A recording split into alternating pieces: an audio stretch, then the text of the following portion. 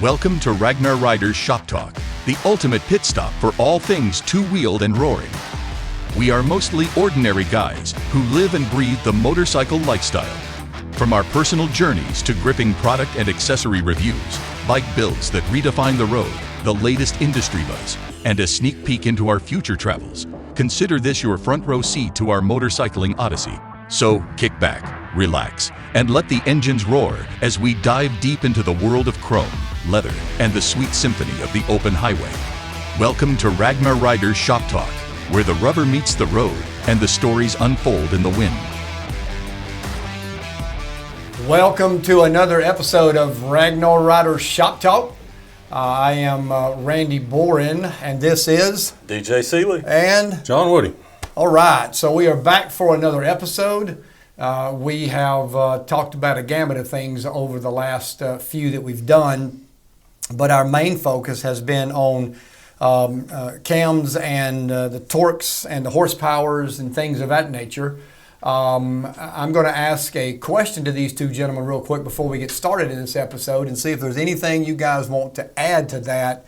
That would be of maybe something you've thought about since then that might add some value to it. If not, then we'll move along. But hey, given that opportunity. No, I don't think so. I mean, well, we've hit it pretty good. Certainly, if any of our listeners have got a question, email me and we'll address it. I'll either online or off. Sure. No, I think we put that one to bed. All right. Don't forget that the one thing that we are not professionals. We are not certified mechanics. We are just some amateurs that have done a lot of stuff to our bikes and want to share the love of two wheels and three to you guys and offer our experiences as potential while you're trying to decide what you want to do with your bike, whether it's a build, minor or major. If you ride and whether it's one up or two up, that is the main goal. But along the way, sometimes we like to build and like to make our bikes a little better, and those are some things that we like to talk about and offer our experiences, which are getting pretty substantial at this point in time. I'd say so. Yeah. All right, so DJ, you said something about in honor of the shirt I'm wearing. Yeah, the Orman, right? The Dixon Orman Beach, and we are going to talk about Daytona is coming up. It is, and you and I are going to go. We're going to try and guilt trip John into going with us. Yeah, absolutely. I feel like he's going to miss something. FOMO. But That's right.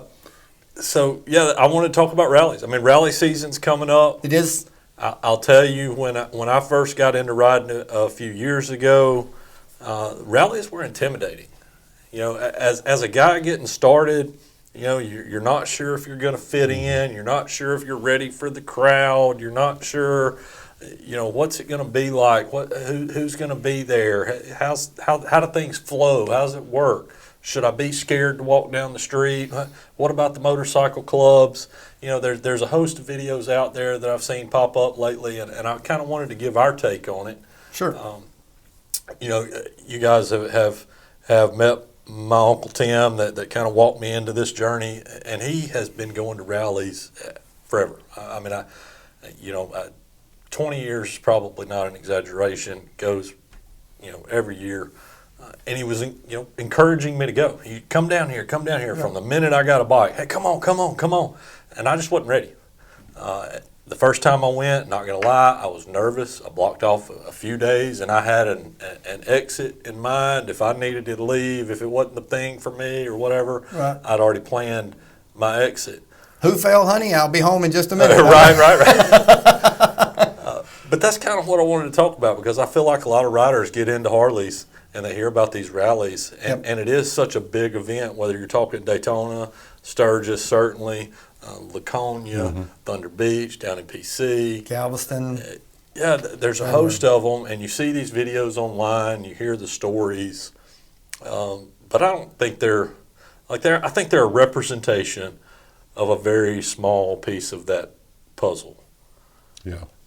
Is that a fair statement? I agree.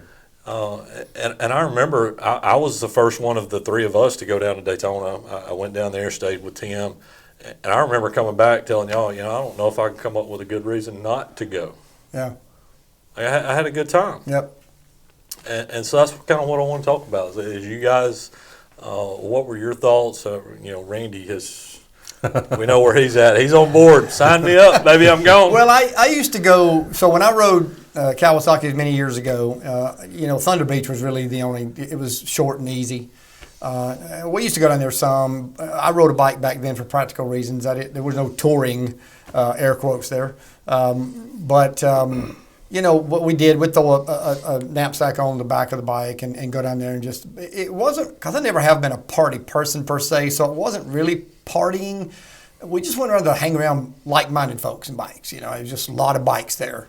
But I will say that even my experience for those few years that I went, off and on, I was no like Tim. I wasn't consistent in every year and religious, but I don't recall it being as fun and as entertaining. But I'm in a different life now as it is now.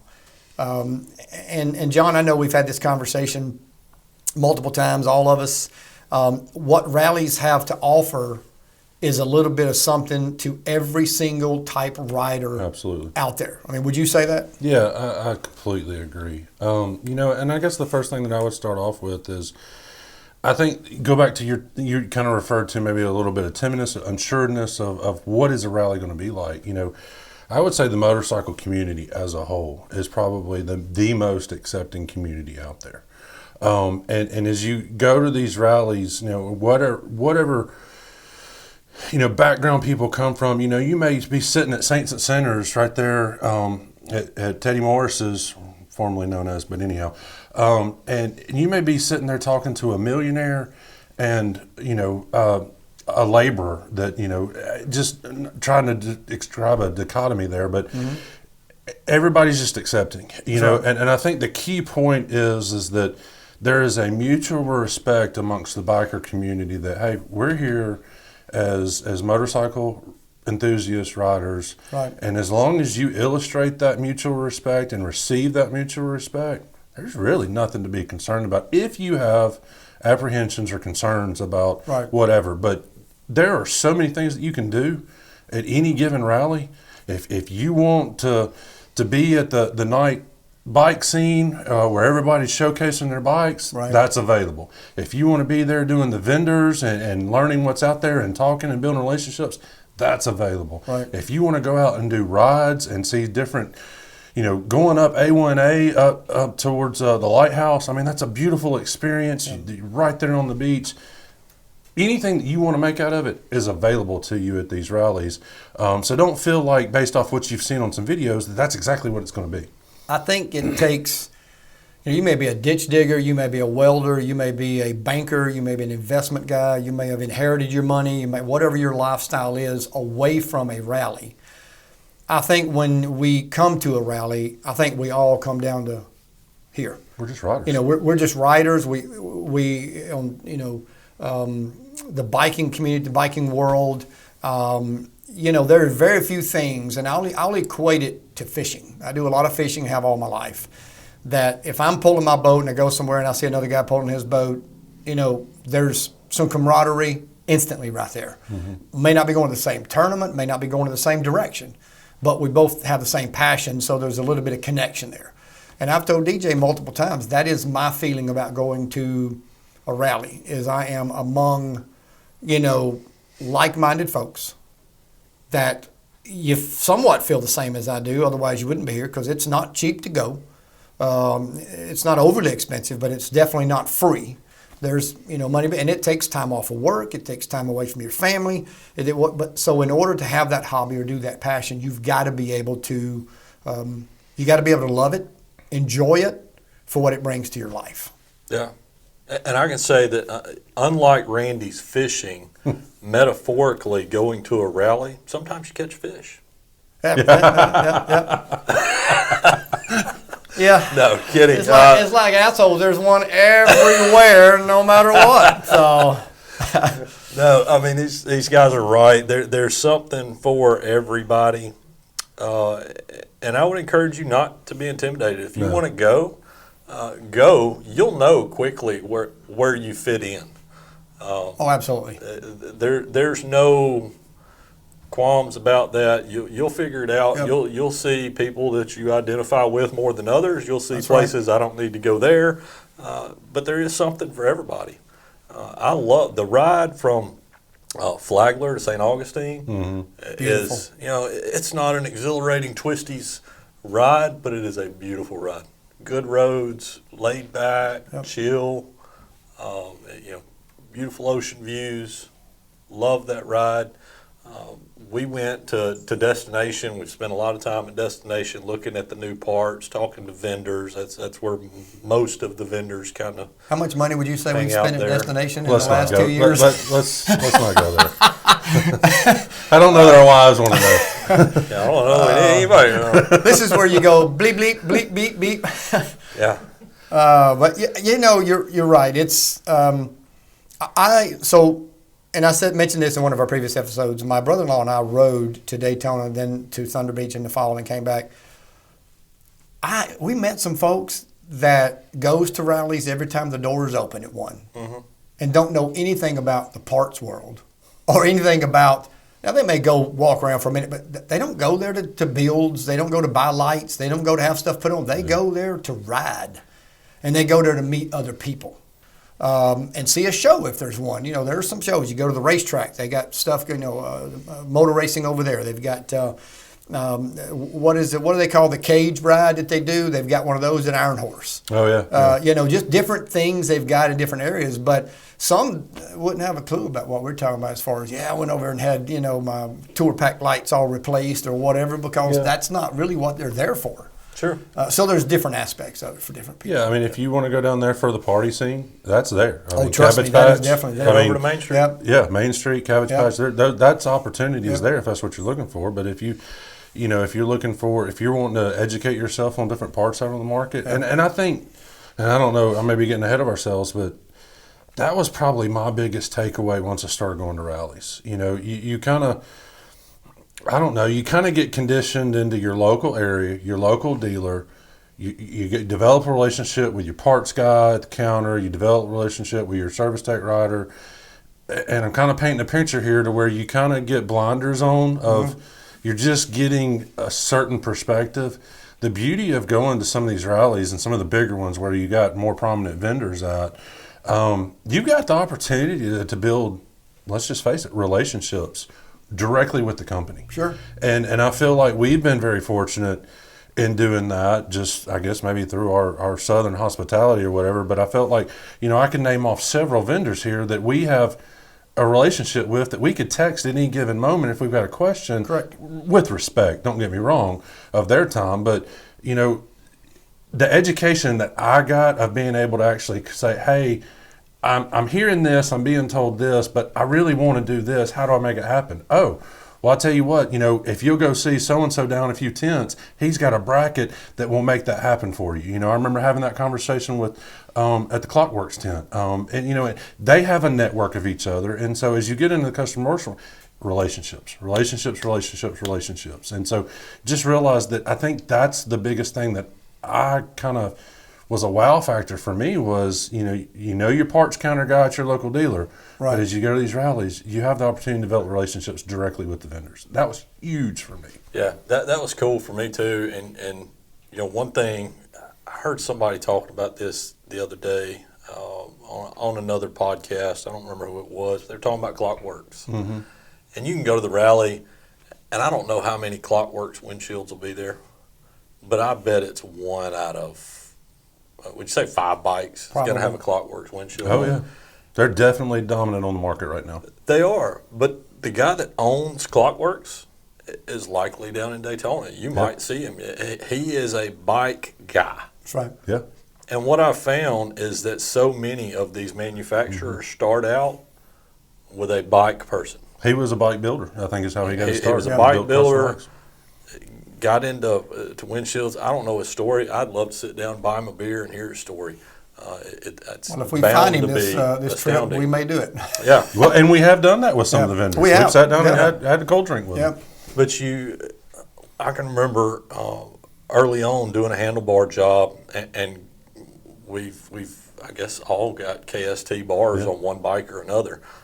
and talking to Brett and Rhett at KST, and you call them maybe, or you see their videos online or their commercials on their website or whatever it is, and you see that face, and you know they're the owners of the company, and you might feel like they're kind of unapproachable, and then you go down to the rally, They're just good and people. dude's got a ratchet in his hand, and, right. and he's putting on handlebars, That's and right. you start talking, and it was just cool to me. Yeah. And they're not an exception; they're the rule. Like That's right. whether it's Clockworks or KST. Reinhardt, Coastal Moto. Who's the guy that did Sinister, your suspension? all about customs. Yeah, All About Customs. You walk in Yeah. there, and it's the guy you talk to on the phone. Oh, yeah. Is the guy taking your order at the tent? I texted him when we were on our way down to Thunder Beach last year. Yeah. And I said, hey, I want to get the rear. Well, first of all, I did it to, I called Dirty Air, and won't make this long because that's another story too, but called Dirty Air, said, I want your air system. Well, our best installer is All About Cup. Where are they located at? Right? Louisiana. All right, so I called them up. We're going to be in Daytona. We took the Limited down, had it done. Mm-hmm. I told him, I said, we're going to Thunder Beach. I'll be there. Took the Road Glide down, had it done. Wasn't for sure what I wanted to do. It was a last-minute trip. I got to go to Sturgis last year. Called him up, said, hey, I'm going to be in Sturgis. We'll be there. Prepare to do the front. Yeah.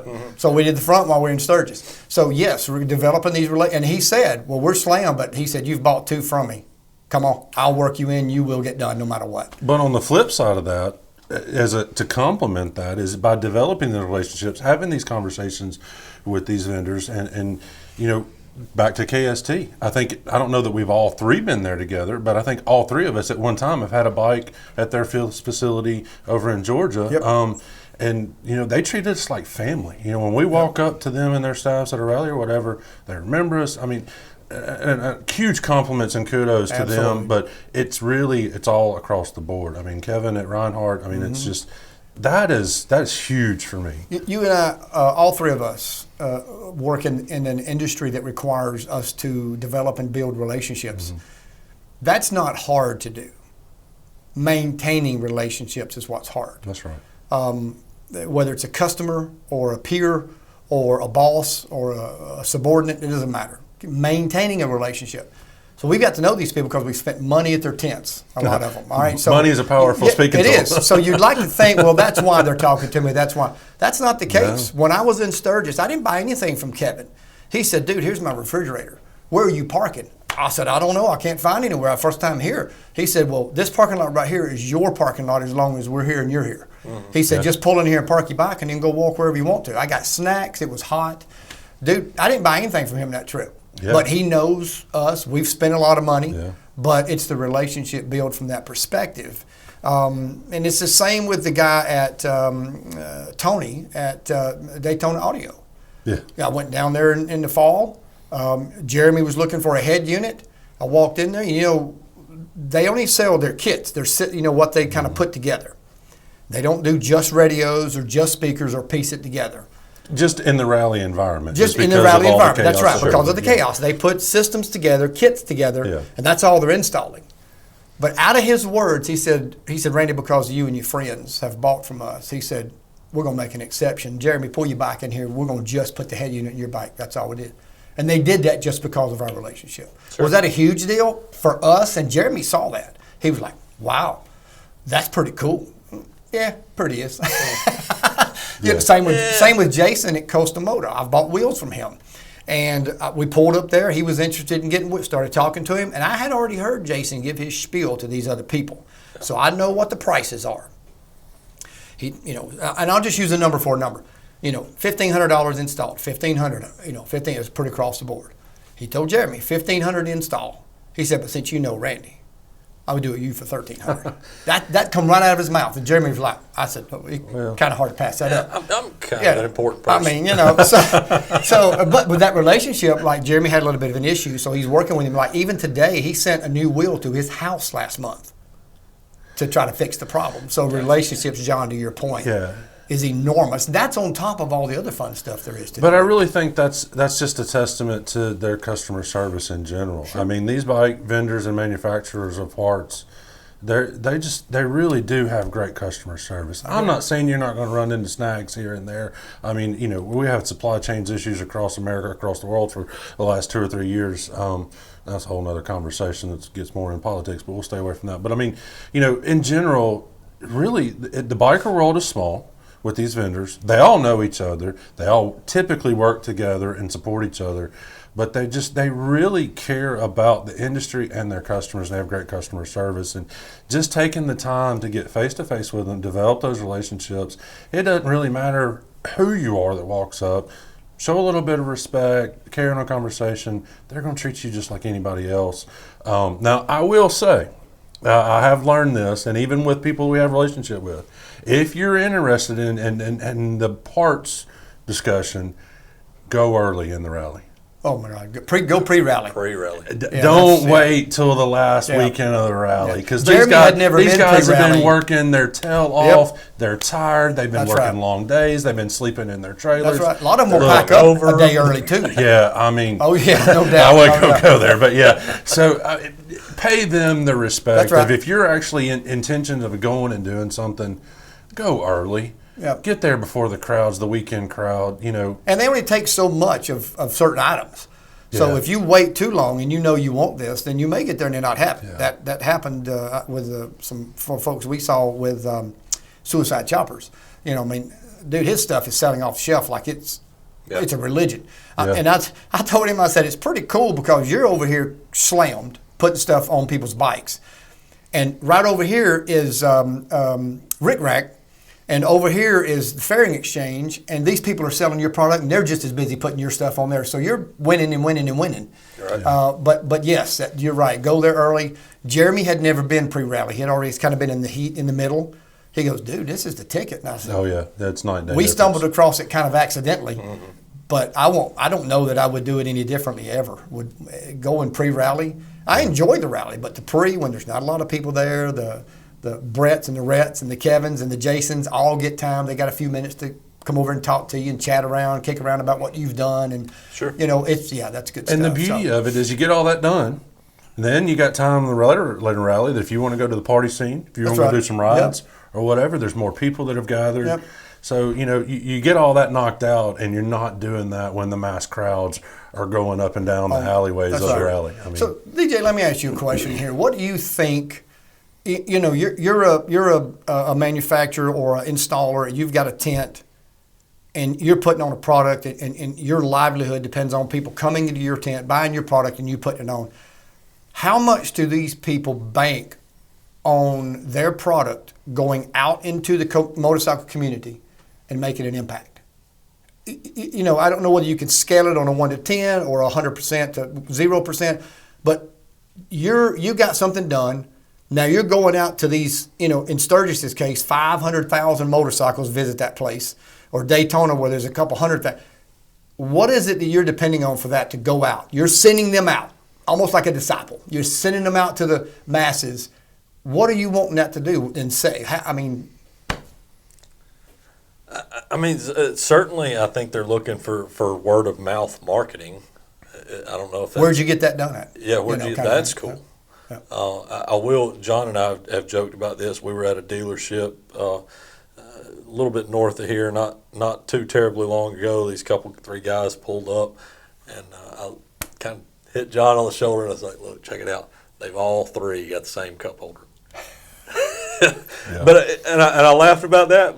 But that's so true. You got your riding buddies, and one of them goes and gets these nice handlebars, and That's then you get a little bit envious, and you're like, man, I want those handlebars. Well, these guys over here, and you load it up, and you carry it over there, and you get you some new handlebars. Know how to do it. And I think nobody's oblivious to that, right? If I've got a customer and I know I can make that customer happy, and he's going to tell his buddies. Most people don't just go out and ride Harleys by themselves. You may have a big group, you may have a small group, but most of the time there's a group, right? And you're going to pick up. Or you can give that person a bad experience. That's right. And guess what you won't get? So I would say that they depend on that. Yeah. Yeah. That's a big part of it. We've talked about how vast the motorcycle world is, but at the same time, it can be pretty Yeah, condensed. it's pretty tight. You know, you can't look at these companies and think they're just huge companies. They're not. No. You know, y'all have probably seen Jay with Volunteer Audio's videos. He does a great job. Great dude. We've had work done with him, but you can call his office and you can say, "Hey, I'd like to holler at Jay." Yeah. He may have to call you back, but his wife's probably the one taking the message. That's right. Or these are small, family-owned companies. You know, That's few right. employees. They have to protect themselves, and they That's right. have to do a good job. Samantha, his wife. So to DJ's point, I had my system when I bought the Limited ripped out, put in a new one. We went up there last January. Actually, it's been a year now. Rolled up. We're like, what? It's a house with a what we would call a mother-in-law's quarters, but it turns out his cameraman lives over there. Yeah. And he's got a garage up top of the hill where he does his installs. We walk into his basement. Describe the basement. I mean, it's a warehouse. Yeah. Shelves stocked, and his wife is at the table in the front of the basement where the cars used to park, boxing and bagging parts and pieces and harnesses and putting UPS labels on them and shipping them out. Building the kits. Yeah. Yeah. So yes, you're exactly right. And while we were there, we met his daughter, who the night before he couldn't get a start on my bike like early. He said, "Hey, is it okay if I need to go to my daughter's basketball game?" I said, "Dude, you go." Matter of fact, where's she playing at? We might come. Because, you know, I mean, absolutely. It's a family environment. And to me, that attracts me to them even more. Absolutely. Yeah. I agree. So, John, tell me about your first, I guess, recent rally experience. First time we went to Daytona a couple years ago. What might somebody expect pulling on to, you know, the main drag? You get off the interstate right there. I know we were sore-assed and headed to Corbin, right? Yeah. My first stop was Corbin. Right. But We what got somebody faster, got by the to way. expect? I don't know if I've mentioned that, but we got faster and faster the closer we Yeah, got to sore his Corbin. ass. Yeah. I think we started off on the interstate about 68, and by the time we got off the interstate, we were about 80. Hey, So easy. We don't need to get too hard. Yeah. So, no, you see these videos online or you see pictures, and it's just, it seems like, you know, bikes stacked 3 deep in each lane all the way into the horizon, and parties going on everywhere. Yeah. Is that what you get when you ease off the interstate right there? I mean, it depends on what time of the rally, how deep into the rally, and what time of day. Is there times where that's the case? Yes, but it's not all the time. You know, I mean, depending on obviously early in the morning is a lot less traffic versus mid to late afternoon. So as you plan your day and what you want to do, I would suggest be mindful of that. And just, you know, if you're wanting to go to where there's going to be a high traffic area, maybe select a time of the day that's a little bit earlier. You know, if you want to go check out Main Street or the main drag, you know, maybe if you want to ride up and down, maybe plan that ride earlier in the week before it's getting crowded. Because if you wait till last Saturday of the rally, you know, hey, I mean, you know, more power to you if you want that challenge. That's but right. it's going to be Hope you got fresh clutch fluid. yeah, for real.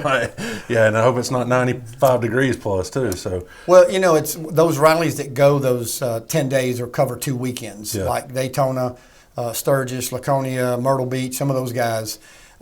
Yes, you're exactly right. There's a rush from the beginning of the rally till about Monday, Tuesday. And then Tuesday, Wednesday, Thursday is a little bit, if you're staying for the whole thing, you get that little bit of slow time. And then that Friday morning, Thursday night, Friday morning, it picks back up, and both weekends are just Well, dense the as it can be. weekends, certainly with Daytona and Panama City, the weekends you got local traffic coming in. Oh, absolutely. yeah, During the week, the local guys are, you know, they're back at work, and it's just people that traveled from out of town to be there. So certainly during the week, there's a dead zone. But yeah, I would agree with that, John. There's some congestion, but this image of, you know, this is just going to be miserable, it's really not there. What I found interesting that my first time down there was how much these cities and communities rely on these rallies and the revenue they produce.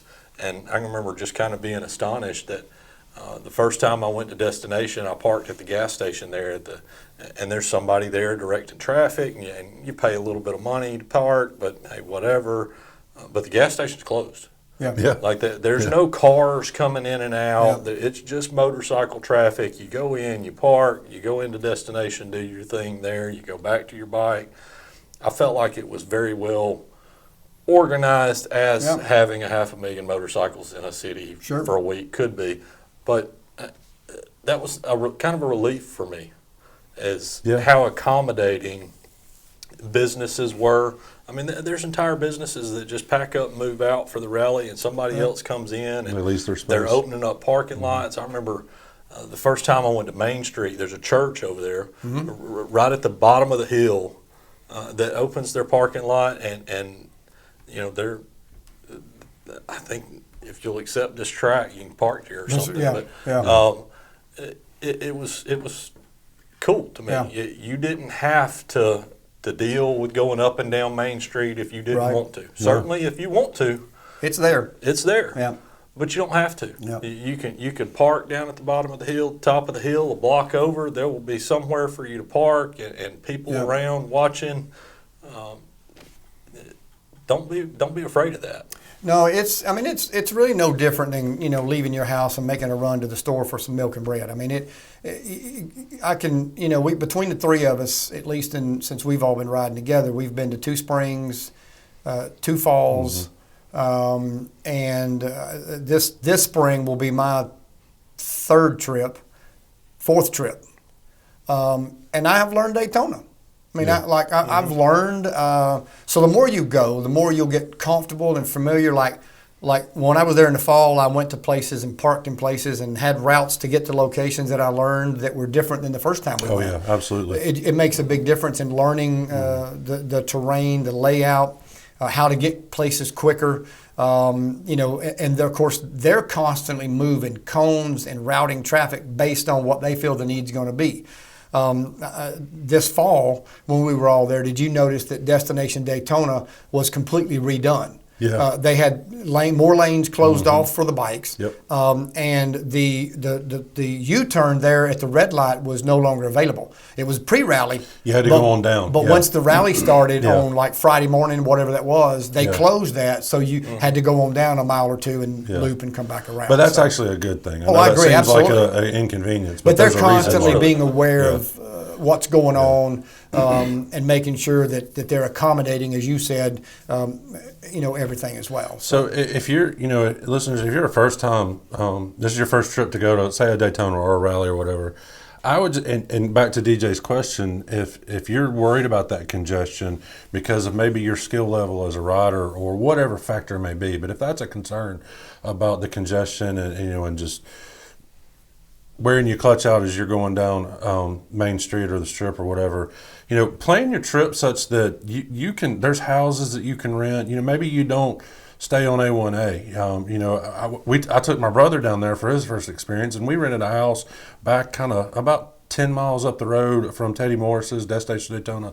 And, you know, we could slip in and slip out and no traffic. I mean, it was great, you know. And then if we wanted to go over to A1A, we could take some roads up to the north and kind of bypass Ormond Beach Boulevard and stay away from that and get over to A1A, see the beach, head up to north to St. Augustine's. I mean, there's ways that you can manage your trip and your experience so that you're not dealing with that. So that would just be my suggestion is, you know what your limitations are, know what you're wanting to get out of the trip, and just plan accordingly. But anything that you want to do, I promise, is available. Yeah. Just whatever you want to do. You I make agree. your trip how you want to. I agree, and I think you know, I think Daytona has its own nostalgia period. All right, you've got the beach, it's Florida, it's the International Speedway. I mean, you know, Daytona, Talladega, NASCAR. I mean, that's a big deal. And what number are we coming up on? I mean, this is, you know, they're not virgins to this thing. I mean, 84. So it Sturgis, yeah. Yeah, so Daytona. This is their 84th. Yeah. So they're like 1 year behind Sturgis, I think. But, you know, so they've been doing this a while. And although, you know, Teddy Morrison's and some of the area exist in a city limit-wise Ormond Beach, Daytona Beach, Ormond Beach, Flagler Beach, all the way up to that far down, New Smyrna Beach. That whole area is just encompassed with bikers. Our first time there, and then in the spring last year, we stayed in a little gated community near Outriggers. If you go down, you got to go there. Yeah, A+. My goodness. But anyway, we stayed in the same, and you're talking about originally when we went down that fall, and we talked about this, we went to Corbin's, then went to Ted, or Bruce Rossmeyer at the time, and we thought, all right, let's go find our house. And we rode, and I was like, oh my God, how far away from this place are we? But John, you made mention as the weekend progressed that it was almost a blessing because we were able to get far enough away from the main action to kind of catch your breath a bit. Take a breath, relax, breathe, and enjoy kind of being away from, the heart of that action, I guess you might say. Yeah, the intensity. It was just a positive. Yeah, it was a positive from that perspective. So, to both of you guys, would you say that staying out, and you mentioned it a minute ago, but staying out is better? And I've done both, because when we stayed in the fall, we stayed off of the A1A just past when you turn off of 5 that goes over to A1A and turn left. We're about 2 miles on the right, so we were pretty close to everything. What do you guys say? Stay out, stay in? I mean, what? Yeah, go. Just depends on what you're wanting out of the trip. Yeah, I don't know that there is a good, bad, indifferent. I did enjoy staying in New Smyrna. Yeah, I did. We got up a couple mornings. We had things getting done to the bike. We had appointments at 8 o'clock in the morning. I can remember us getting up, before the ladies, and that ride in the morning. The air's crisp, the sun's coming up. The weather's good. Those were nice rides. I enjoyed those. Same thing in the evenings. You've spent the day out riding or doing what you're doing at the rally, doing rally things. Maybe there's been some traffic. Maybe you went and did a ride coming back, but then you get that 30-minute ride home to kind of decompress and chill out a little bit. Yeah, I agree. I enjoyed that, but at the same time, you don't have to. Yeah. If you want to stay close to the action, by all means, stay close to the action. You can take off and go wherever you want to go. I agree. And it really doesn't matter, I was going to say it doesn't matter necessarily income-wise. I mean, yes, there are some higher ends of town you can stay in than others, but the Motel 6 is expensive in the rally because everybody raises the price, all right? So, to a degree, you're going to pay. It's just a matter of kind of what, as John said, kind of what you want to get out of it. If you're a partier and you think you might drink too much and you want to stay somewhere in a tent or a campground near the Iron Horse or Broken Spoke or somewhere like that, then so be it, and that's good for you, so you can kind of walk around after you've been drinking. Fantastic. If you don't do that and you're kind of like us and you kind of enjoy that ride back to your place at night and you get a little solace and a little quiet time, that's there as well. So I think you get a little bit of it all that way. In that planning, I think it's worthy of mentioning, and I don't want to get into a discussion about riding versus trailer. Look, that's a whole. We will. Yeah. Okay. Fair enough. I've got notes. I want to point out that if you decide to trailer, and really this time of year, the first week of March, some of our brothers that come down from New England, I mean, they're still dealing with ice and snow. They're hoping they can get out. Exactly. I mean, so, if you're planning on trailering, plan ahead. What I learned there's let's say you rent a house. There's some cities, if you're inside city limits, that have ordinances. I don't care how big the driveway is to fit your 7x16, 8.5x20, whatever. They're going to write you a ticket because there's an ordinance that says you can't have that trailer sitting in that driveway. That's right. A city ordinance. Plan it out. Do your research. Do your due diligence. A lot of these storage places will sign you some short-term contracts or whatever. Check with your condominium or your motel. See if they have accommodations for you. There's people that rent out their yards. Buyer beware. Just be careful. Sure. But just do your research. Plan ahead on that. Don't think that you're just going to be able to pull down there and pull your 8.5x20 trailer and find somewhere to park it. Yeah. Think about that. Yeah. You got to give that some consideration. But at the same time, you're not the only one pulling a trailer down there. There's been plenty of people that have done that. There's accommodations there. You just got to seek them out and find them. Yeah. The racetrack's got storage Yep. available. I've heard some of the marinas will open up, let you park trailers there, mini storage places. There's plenty of real estate around for you to park your trailer That's and right. leave your trailer, your truck, whatever you want to do there. But certainly John brings up a good point to just give that some consideration, and don't think you're going to stay at the Hampton Inn and think you're going to get 2 parking spaces for your motorcycle and 2 parking spaces for your truck and trailer. That's right. And you're probably going to get the motorcycles accommodated. You're probably going to have to take the truck and trailer off-site somewhere and park those. Yeah. And there may be a fee Agreed. with that. Well, Yeah. everybody's apt to make a buck or two. So when the rallies roll into town, whether it be a church or a house, they're going to put up a sign that says $10 whatever to park your bike if you want to park for a whatever, and then maybe $40 for the weekend for your trailer and truck. I mean, it's not hard to find, but you do kind of have to dig a little bit. Thunder Beach is the same way. I guess most all your rallies, because trailering is a big thing today. So I've got a 8.5 by 18. I think yours is about the same size, John. So and we've both pulled them down there. When we went last spring, we rented a storage place, $35. Yeah. Yeah. Had to do a little wheeling and dealing. It was, do 1 month and you get 1 month free. So I actually rented a space for 2 months, but I only needed it for 3 days. Yeah. Right. But I paid $35. So one thing I want to bring up, have either of you felt unsafe at a rally? No. No. No. Me either. Well, That was- maybe that moment when that car pulled out and tried to T-bone me in Well, Panama City, but that wasn't not what I was as meaning, far but- as the geography or no, I never felt Sure, unsafe. there's those everywhere. But that was one of my Yeah. fears. I'd heard conversations. I think me and Jeremy had a conversation about, the MCs down there. And, not going to lie, they're down there. Oh, they are. You'll see MCs and people with their cuts and their colors and all that, but they're not there to antagonize anybody, or they're just there to have a good time, just like Yeah. everybody else is. I've never. You treat people with respect, you don't have an issue. Yeah. For the most part, they're like you said, DJ. They're there for the same reason we are, and that's to enjoy the rally. Yeah.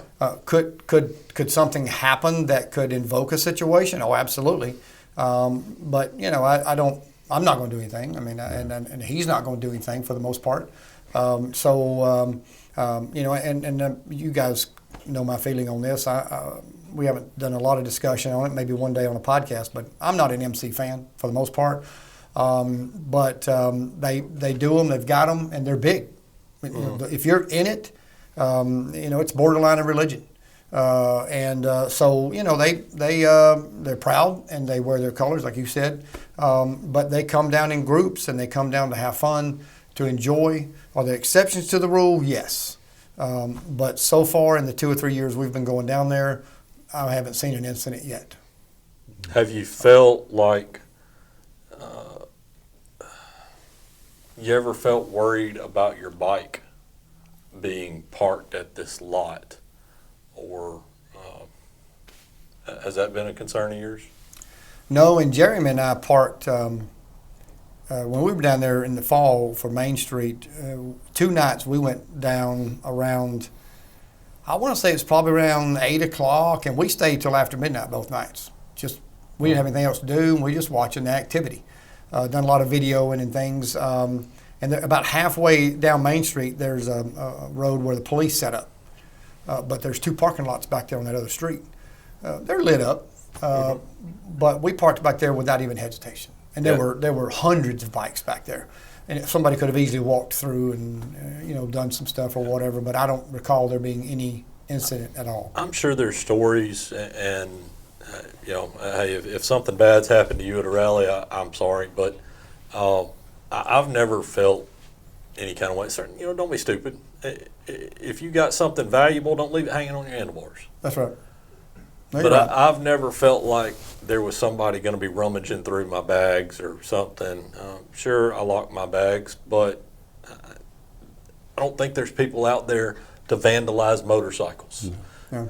I think if it they- doesn't happen. I'm sure Yeah. it has somewhere, sometime. There's stupid people everywhere. But for the most part, across the board, everybody's there to enjoy the same things.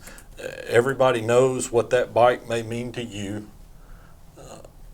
I think everybody respects that. I think it goes back to what John said earlier about being a community. I will say that I have seen circumstances and situations where, maybe I'll use the word stray because I don't know how to otherwise put it, but maybe somebody was walking by that, somebody thought maybe something was going on and they said something to, hey, don't touch the bike. Yeah.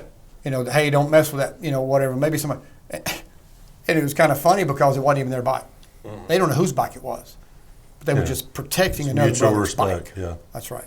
I think there's more to be said on this, to be honest with you. Places to visit, places to ride, Renegades, Crescent City, places to eat, some places to shop. So I don't know if we're going to continue this, but, what do you guys think? We're going to end this one and then come back on another one and talk more about it? I'm good with that. One thing I'd like to pick up on in the next one is maybe choosing the right rally.